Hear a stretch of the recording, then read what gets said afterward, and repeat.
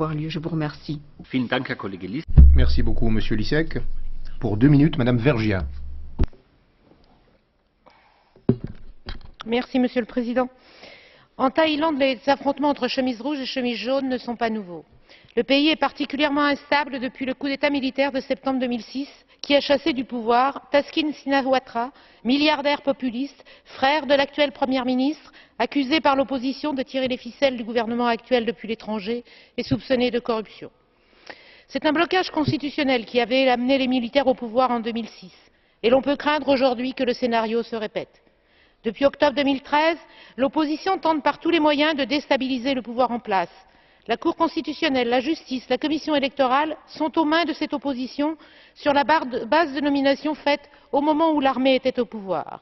Le principal parti d'opposition, le parti dit démocrate, semble avoir du mal à admettre que depuis 2001, il a perdu toutes les élections législatives. Il prône sans relâche le remplacement du suffrage universel par un conseil du peuple non élu. Certains vont même jusqu'à dire que le système un citoyen, un vote n'est pas adapté au royaume de Thaïlande. Et comme pour tenter de résoudre la crise, le gouvernement a dissous le Parlement pour provoquer de nouvelles élections, le Parti démocrate a appelé au boycott de ces élections et ses partisans ont bloqué 10% des bureaux de vote au risque d'un blocage constitutionnel. Des élections partielles doivent avoir lieu fin février.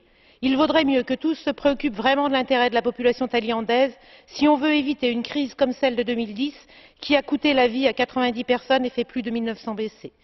Le pays a besoin de réformes pour s'adapter à l'évolution de la population. Dans ce pays, le revenu par habitant a triplé en 20 ans. Les attentes de la population ont donc profondément changé. Et les deux principaux partis, chacun dans des genres différents, ne semblent pas avoir compris ces nouvelles aspirations. Oui, c'est la démocratie qui est en jeu en Thaïlande. Merci beaucoup, Madame Vergiat. Pour 1 minute et demie, Madame Schack.